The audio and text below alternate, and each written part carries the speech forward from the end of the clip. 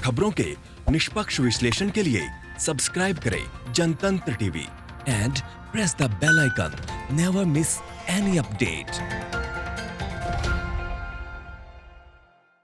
नमस्कार, आप देख रहे हैं जनतंत्र टीवी। आपके साथ मैं हूं ऋतु तिवारी।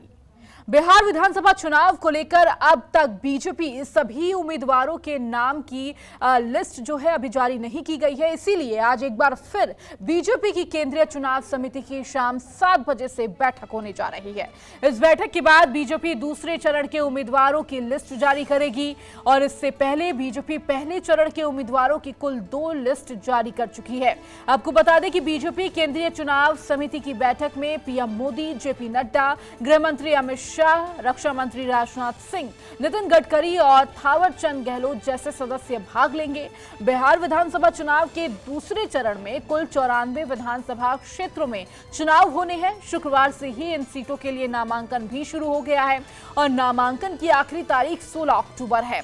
दूसरे चरण की सीटों के लिए 3 नवंबर को मतदान होना है। तो बीजेपी की केंद्रीय चुनाव समिति की बैठक आज है। बीजेपी की केंद्रीय चुनाव समिति की बैठक आज दूसरे चरणों के नाम पर चर्चा हो सकती है, जिसमें अमित शाह, जेपी नड्डा, राजनाथ सिंह शामिल होंगे। बैठक के बाद जारी होगी दूसरी लिस्ट।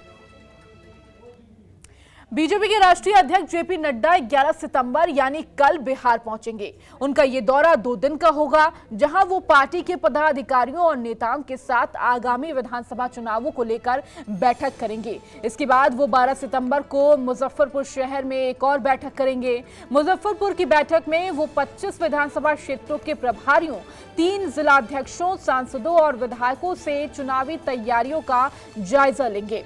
हालांकि इस बैठक से पहले वो दरभंगा भी जा सकते हैं, जहां वो पूरा इंस्टीट्यूट में मखाना किसानों से बातचीत करेंगे। गौरतलब है कि जेपी नड्डा का ये 2 दिवसीय दौरा कई मायनों में अहम माना जा रहा है। नड्डा सहयोगी पार्टियों के साथ सीटों के तालमेल को लेकर बात कर सकते हैं। तो बिहार का चुनावी बिगुल बजाने नड्डा इस वक्त बिहार कल 2 दिवसीय दौरे पर पहुंचेंगे। चुनाव प्रचार की औपचारिक शुरुआत कह सकते हैं इसे। बिहार विधानसभा चुनावों में पीएम मोदी 20 से ज्यादा चुनावी सभाओं को संबोधित कर सकते हैं। ये सभी सभाएं वर्चुअल और फिजिकल दोनों तरह से होगी। ऐसा माना जा रहा है कि पीएम मोदी 20 अक्टूबर के बाद से रैलियां करना शुरू करेंगे और इन 20 रैलियों में से पीएम मोदी नीतीश कुमार के साथ करीब 12 रैलियों में मंच साझा करते हुए नजर आएंगे। पार्टी की तरफ से पीएम को इन रैलियों का प्रस्ताव भेजा जा चुका है और जल्द ही तारीखों की घोषणा भी कर दी जाएगी। सूत्रों के मुताबिक केंद्रीय गृह मंत्रालय और चुनाव आयोग के दिशा निर्देशों के अनुसार रैलियों में कोविड-19 प्रोटोकॉल के नियम जैसे सोशल डिस्टेंसिंग रखी जाएगी और मास्क पहनना अनिवार्य होगा।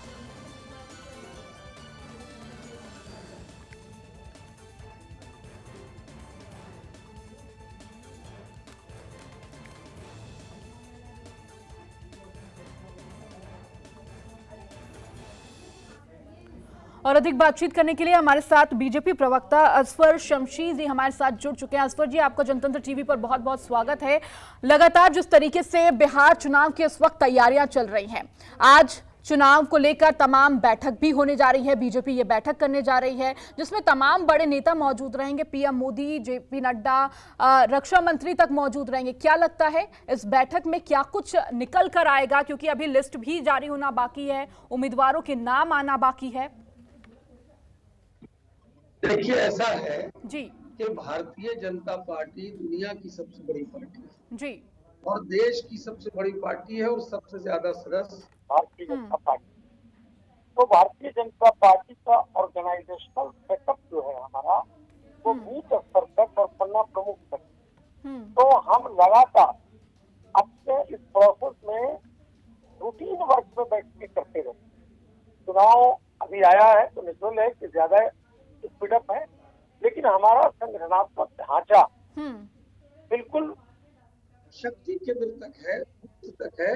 और यहाँ तक कि पन्ना प्रमुख से ताल्लुक ये है कि अगर एक बूथ पर 1000 वोटर्स हैं और 1000 वोटर्स के नाम 10 पन्नों में है, तो एक एक पन्ने का एक प्रभारी होता है। अब आप इमेजिन कर लीजिए कि दुनिया की सबसे बड़ी पार्टी, सबसे ज्यादा सदस्य जिसके हैं, उसका ग्रास रूट तक कितना बड़ा ऑर्गेनाइजेशनल सेटअप है। तो हमारे यहाँ कोई एक दिन का कोई बरसाती मेढक के तरह नहीं है कि जी। अचानक आए और अचानक आज चुनाव में सब लोग लग गए, या कोई वंशवाद की पार्टी नहीं है, या कोई ऐसा नहीं है कि पिताजी के बाद उनके पुत्र उसको संभालेंगे और एक परिवार के ही लोग उसको डील करेंगे, ऐसा नहीं है। जी। इसलिए BJP party with a difference, party with a mission और party with a ideological movement है, जो हमारा लगातार साल भर इस पे काम होता रहता है। नेचुरली अभी चुनाव है, तो चुनाव के अंदर जो चुनाव आयोग ने जो पैरामीटर्स तय किए हैं और उस पैरामीटर्स को देखते हुए हम आगे चुनाव प्रचार में जा रहे हैं। और जिस तरह से चुनाव आयोग ने सोशल डिस्टेंसिंग, मास्क, सैनिटाइजेशन वगैरह वगैरह जो भी उन्होंने गाइडलाइन दिया है, उस गाइडलाइन का पालन करते हुए हम लोगों के लिए कोई दुश्वारी नहीं है, क्योंकि हमारा काम लगातार चलता रहता है संगठनात्मक स्तर पर, और फर्क साफ है। इस चुनाव में जो विपक्ष की पार्टियां हैं, क्या वो मुद्दे बना सकेंगी? रोड के, पानी के, बिजली के, शौचालय के नहीं बना सकती है, क्योंकि वो लोग लालटेन और ढिबरी के युग में थे। आज हमारे देश के यशस्वी प्रधानमंत्री ने एलईडी तक पहुंचा दिया है। रोड की कनेक्टिविटी इतनी अच्छी हो गई है कि पूरे बिहार के अंदर आप पटना 4-5 घंटे में पहुंच सकते हैं, जबकि 15 साल पूर्व 12 घंटे लगते थे। तो कहने का मतलब है कि ये जो कनेक्टिविटी है, रोड है, पानी है, बिजली है, सड़क है, ये कोई मुद्दा विपक्ष की पार्टी नहीं बना सकते, क्योंकि इस पर बहुत ज्यादा डेवलपमेंट हुआ है, काम हुआ है, और इसलिए हम लोग चुनाव भी डेवलपमेंट और विकास के मुद्दे पर लड़ रहे हैं। हमारे पास केवल एक ही मुद्दा है, विकास विकास विकास, डेवलपमेंट डेवलपमेंट डेवलपमेंट। इसीलिए जो सो कॉल्ड पार्टियां हैं, ऐसे तो दो ही पार्टी को मैं मानता हूँ, चाहे वो एनडीए हो या यूपीए हो, लेकिन जो यूपीए है वो भी ताश के पत्तों की तरह बिखर गई है। क्योंकि आप देखिए, सबसे पहले जो उनके दलित नेता थे जीतन राम मांझी जी, कोऑर्डिनेशन कमेटी की बात कर रहे थे, नहीं मानी गई, उन्होंने पार्टी छोड़ दी। आरएलएसपी ने उनके पार्टी छोड़ दिया, माले ने उनका साथ छोड़ दिया, झारखंड मुक्ति मोर्चा ने छोड़ दिया, और वीआईपी को किस प्रकार से उन्होंने जलील किया, पीठ में छुरा होगा। तो ये तो राष्ट्रीय जनता दल का चरित्र समझ में आता है। कांग्रेस बैसाखी पे है, उसका कोई जनाधार नहीं है, पूरे देश से खत्म हो गई है। इसीलिए हमारे यहाँ जो संगठनात्मक ढांचा या ऑर्गेनाइजेशनल स्ट्रक्चर जो है, वो हमारा पन्ना प्रमुख तक है, शक्ति केंद्र तक है, और उसी की समीक्षा करने हमारे जो राष्ट्रीय नेता हैं या प्रदेश के नेता हैं, वो सारा एनालिसिस करते हैं और उसी संदर्भ में आ रहे हैं, और पूरे पैरामीटर को जो चुनाव आयोग ने दिया है, उस पैरामीटर के तहत हमारा प्रचार प्रसार। जी असफर जी, इसके साथ ही साथ जो लिस्ट जारी होनी थी, अभी तक नामों में जो लिस्ट आनी चाहिए थी वो अभी सामने नहीं आई है। सारे उम्मीदवारों का नाम सामने नहीं आया। जेडीयू एक तरफ सभी उम्मीदवारों की लिस्ट जारी कर चुका है, लेकिन बीजेपी भी अभी क्या कंफ्यूज है उम्मीदवारों को लेकर के, किनको उतारना है? कोई कंफ्यूजन नहीं। मैंने आपको आपके सवाल में ही जवाब छिपा हुआ है। जी, जब मैंने ये कहा कि हमारे यहाँ गैलेक्सी ऑफ लीडर्स है, हर विधानसभा में गैलेक्सी ऑफ लीडर्स है, और जब बड़ी पार्टी है तो नेचुरल है, तो हम तो उस हिसाब से बिल्कुल जो है देख करके कि कौन उम्मीदवार हमारा जिताऊ है, हमने सबके साथ गठबंधन भी कर लिया है। हमारा कहीं कोई इफ एंड बट नहीं है। हमने joint press conference Janata Dal you के साथ करके उस भ्रम की स्थिति को भी स्पष्ट कर दिया है कि बिहार के अंदर Bharatiya Janata party, Janata Dal you, Janata Dal you के साथ जो हम हैं, और अभी जो बीजेपी के साथ वीआईपी आई है, उसकी सरकार बनेगी, और सरकार जो बनेगी उसके मुखिया माननीय नीतीश कुमार होंगे। संख्या किसी भी पार्टी को कुछ आए, लेकिन मुख्यमंत्री नीतीश जी बनेंगे। तो इसलिए इसमें भी कोई इफ एंड बट नहीं है। अब जहां तक सवाल ये है कि जब दुनिया की बड़ी पार्टी है, हमारे यहाँ उम्मीदवारों की लिस्ट ज्यादा है, ऐसा थोड़ी है कि एक परिवार की पार्टी है और तेजस्वी उनकी बात हो गई या तेज प्रताप जी कुछ कह दिया, ऐसा तो है नहीं। हमारे यहाँ तो विचारों का आदान प्रदान होता है, सबको अपनी डेमोक्रेटिक पॉइंट ऑफ व्यू से तो चुनाव समिति होती है, और स्क्रीनिंग करके हमारे यहाँ नीचे से मंडल अध्यक्ष से लेके जिला अध्यक्ष, फिर प्रदेश की कमेटी, फिर चुनाव समिति, फिर कोर कमेटी, फिर केंद्र में जाता है, और सब स्क्रीनिंग करके जो आता है हमारा जो है वो फाइनल ठीक है लिस्ट जारी होता है। इसलिए जी। हमारे यहाँ ये सारी चीजें जो हैं वो एक सिस्टम के द्वारा होती है, हैप्पैज़ार्ड वे में कुछ नहीं होता है। हम तैयार हैं, फर्क साफ है, हम जीतेंगे और 200 प्लस के साथ बिहार में एनडीए की सरकार बनेगी। ठीक है, आप तैयार हैं, आप जीतेंगे, आपने ये दावा किया है। लेकिन जिस तरीके से लगातार हमने देखा कि चुनावी रैलियों का जब जिक्र होता है तो 20 रैलियां पीएम मोदी की हैं। आप बात करें, हम नीतीश का चेहरा लेकर चुनाव लड़ेंगे, इतना विकास कार्य हुआ है, 15 सालों में इतना विकास किया गया है, फिर 20 रैलियां पीएम मोदी की क्यों? क्या उनके चेहरे पर लड़ने की कोशिश की जा रही है एनडीए के द्वारा? क्या पीएम चेहरा है या नीतीश चेहरा है या उनके काम पर लड़ा जाएगा? देखिए जी राष्ट्र के अंदर, देश के अंदर हमारे देश के यशस्वी प्रधानमंत्री नरेंद्र मोदी हैं और बिहार के अंदर नीतीश कुमार हैं। तो सिंपल सी बात है कि हमारे देश के यशस्वी प्रधानमंत्री ने भी तारीफ की है बिहार के मुख्यमंत्री की। तो देश के पैमाने पर मोदी जी हैं, बिहार के अंदर नीतीश कुमार चेहरा है। तो ये कोई बात नहीं है। जब चुनाव होते हैं तो रैलियां होती है, हमारे यहाँ वर्चुअल भी होगी, फिजिकल भी होगी, दोनों तरह का होगा, क्योंकि हमारी कनेक्टिविटी कार्यकर्ताओं के साथ बहुत ज्यादा है। अब जनता के साथ हमारी कनेक्टिविटी है। अब कह नहीं सकता है, अगर रोड बना है तो कास्ट, क्लास, क्रीड, अग्री, पिछड़ी, हिंदू, मुस्लिम सब रोड पे चलेंगे। बिजली गाँव में पहुंची है, उसका लाभ सबको मिल रहा है। अगर गैस कनेक्शन मिला है तो सब गरीबों को मिला है। बैंक खाते में पैसे आए हैं तो सबके गरीबों के। एक जमाना था कि तत्कालीन प्रधानमंत्री कांग्रेस के कहते थे अगर 100 रुपया केंद्र से चलता है तो लाभुकों को 15 रुपया पहुंचता है। तो आप जस्ट इमेजिन कर लीजिए कि आज लाभुकों को अगर 100 रुपया चलता है तो उनके अकाउंट में 100 रुपया जाता है। तो फर्क बिल्कुल साफ है। इसीलिए आज विपक्ष के लोग भी आप बोल रहे हैं महागठबंधन के कि हम सत्ता में आएंगे तो हम 10 लाख नौकरी देंगे। अरे क्या जनता विश्वास करेगी बिहार की, जिनके पूर्वज एक नौकरी चपरासी की देने में रेल में जमीनें लिखाते थे? क्या बिहार की जनता उनकी बातों पर विश्वास करेगी? इसलिए महागठबंधन का जो है वो उनके यहाँ केवल भ्रष्टाचार है, राजनीति का अपराधीकरण है, अपराध का राजनीतिकरण है, भ्रष्टाचार का सरकारीकरण है। और NDA Bharatiya Janata party, Janata Dal United जो है वो कास्ट, क्लास, क्रीड, अग्री, पिछड़ी, करप्शन, क्राइम और कॉम्युनलिज्म पर जीरो टॉलरेंस रखती है। 15 सालों में जो विकास का काम हुआ है उसकी एक्सेप्टेबिलिटी जनता के सामने है। देश में निष्पक्ष छवि हमारे प्रधानमंत्री जी का है। इसलिए कहीं कोई इफ एंड बट है नहीं है। अगर कोई इफ एंड बट कर रहे हैं क्या होगा, ऐसा होगा, वैसा होगा, तो साफ साफ प्रेस कॉन्फ्रेंस में भी इस बात को हमारे शीर्ष के नेताओं ने कह दिया है। ऐसा कुछ नहीं है। नेता बिहार में सरकार बनेगी तो नीतीश कुमार ही होंगे और हम विकास के एजेंडे पर लड़ रहे हैं। संगठन में हम इतने मजबूत हैं कि पन्ना प्रमुख तक हमारा रीच है, जन जन तक हमारा रीच है। प्रधानमंत्री का किया हुआ काम जो है और उसका इम्प्लीमेंटेशन और क्रियान्वयन जो बिहार के अंदर में हुआ है वो सारे लोग जान रहे हैं। इसीलिए बहुत किसी को भी कोई खुशफहमी में रहने की जरूरत नहीं है। और अगर कोई खुशफहमी में महागठबंधन के लोग हैं कि हम वोट की अर्थमेटिक कर लेंगे, एम-वाई समीकरण कर लेंगे, इनका सारा एम-वाई समीकरण ध्वस्त हो गया है। अब एम-वाई से वो ए टू जेड समीकरण पर आ गए हैं। तो सवाल ये है कब तक आप ठगेंगे लोगों को? इस देश में 50 सालों तक कांग्रेस ने ठगा, अब आप बिहार के अंदर देख रहे हैं कि राजद वालों ने ठगा। इस तरह से जिस समीकरण की बात कर रहे हैं वो उसी के मैं बात करता हूं कि क्या पूर्ण वर्ग का विकास हुआ? अगर आप अकलियत की बात करते हैं, माइनॉरिटीज की बात करते हैं, जो 15 सालों तक पिछले उनकी हुकूमत रही, सोशली, इकोनॉमिकली, एजुकेशनली बिल्कुल वो डाउन ट्रेडेड रहे। लेकिन आज जब विकास की लहर गई है तो सबके घर में गैस का कनेक्शन हो रहा है।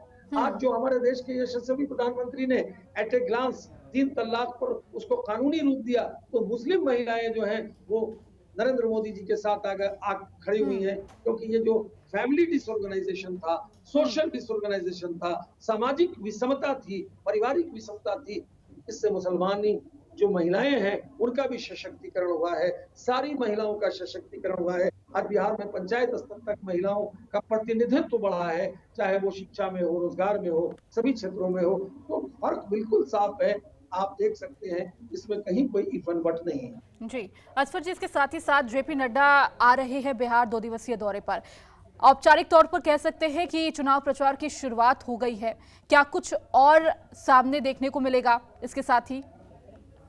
देखिए, मैंने पहले बताया कि हमारे यहाँ संगठनात्मक हम लोग कोई बरसाती मेंढक नहीं है। भारतीय जनता पार्टी, जब मैंने पहले कहा पार्टी विद डिफरेंस है, और हमारा ऑर्गेनाइजेशनल जो है वो पंचायत स्तर तक है, बूथ तक है, पन्ना तक है, तो नेचुरल है कि अभी लगातार हमारे राष्ट्रीय स्तर के नेताओं का भी दौरा होगा, फिजिकल रैली भी होगी, वर्चुअल भी होगी, कार्यकर्ताओं को भी संबोधित करेंगे, पदाधिकारियों से भी मिलेंगे, और किस तरह से जो विकास की गंगा एनडीए ने बहाई है, किस तरह से जो विकास केंद्र ने जो बिहार किया है, पूरे देश में किया, और बिहार के अंदर उसका इम्प्लीमेंटेशन हुआ है, हम किस तरह से उसकी कनेक्टिविटी आम लोगों तक इसको पहुंचाएं, अपनी बातों को रखें, तो नेचुरल है ये दौर चलता रहेगा।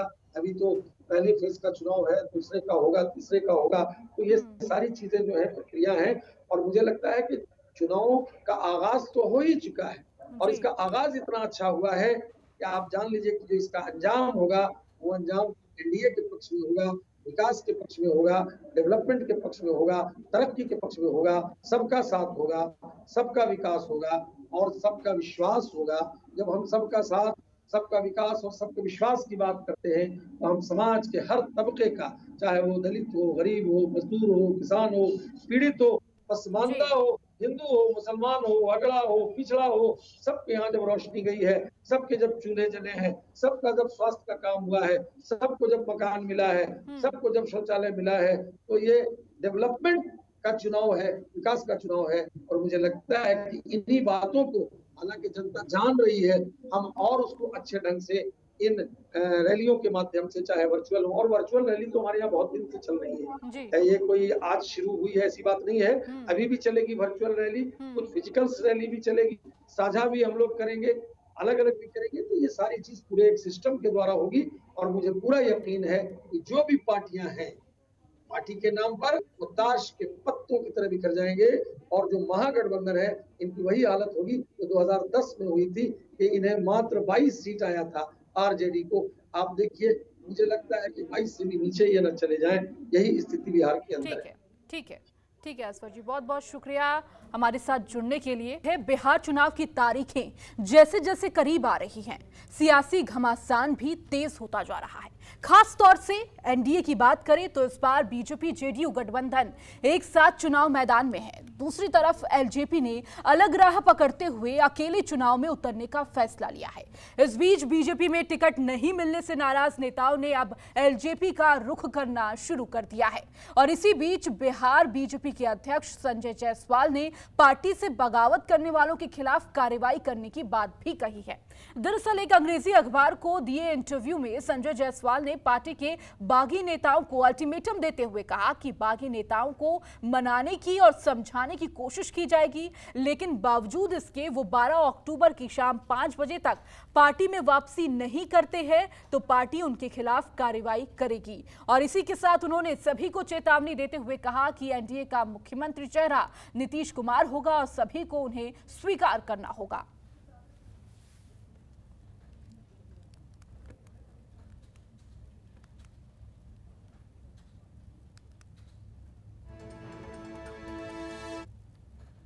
बिहार विधानसभा चुनावों में एनडीए के दलों में सीट बंटवारे को लेकर कार्यकर्ताओं की नाराजगी सामने आने लगी है। खबर मीनापुर विधानसभा सीट से आ रही है, जहां जेडीयू के मनोज कुशवाहा को पार्टी ने मैदान में उतारा, लेकिन नाराज स्थानीय कार्यकर्ताओं के चलते उनका टिकट वापस ले लिया गया। दरअसल मुजफ्फरपुर की मीनापुर विधानसभा सीट पर जेडीयू ने मनोज कुशवाहा को उतारा था, क्योंकि उनकी परंपरागत सीट इस बार बीजेपी के खाते में चली गई है, लेकिन नाराज कार्यकर्ताओं के चलते उनका टिकट वापस ले लिया गया। हालांकि पार्टी के अधिकारियों का जो बयान सामने आया उसके मुताबिक मनोज कुशवाहा मीनापुर सीट पर कन्फ्रंट महसूस नहीं कर रहे थे और इसीलिए उन्होंने पार्टी को सिंबल लौटाने का फैसला लिया है। हमारा ये कहना है कि हम कुरनी विधानसभा से चुनाव लड़ते थे और कुरनी विधानसभा से ही चुनाव लड़ना चाहते थे, लेकिन पार्टी ने मुझे मीनापुर का सिंबल दिया। हम नहीं चाहते हैं कि वहाँ दूसरे क्षेत्र से जाके लड़े और हम कुरनी में ही रहेंगे, इसलिए हम अपना सिंबल वापस करने आए हैं। रामचंद्र बाबू है और अध्यक्ष माननीय वशिष्ठ बाबू हैं, इस सब लोगों के सामने हम अपना सिंबल वापस करने आए हैं। और पार्टी के प्रति, पार्टी चूँकि माँ होती है, पार्टी के प्रति हमारा वफादारी है और पार्टी के लिए जो भी काम हमको जिम्मेवारी पार्टी की तरफ से मिलेगी हम बखूबी निभाऊंगा। चलिए, इस बुलेटिन में फिलहाल इतना ही। बने रहिए जनतंत्र टीवी।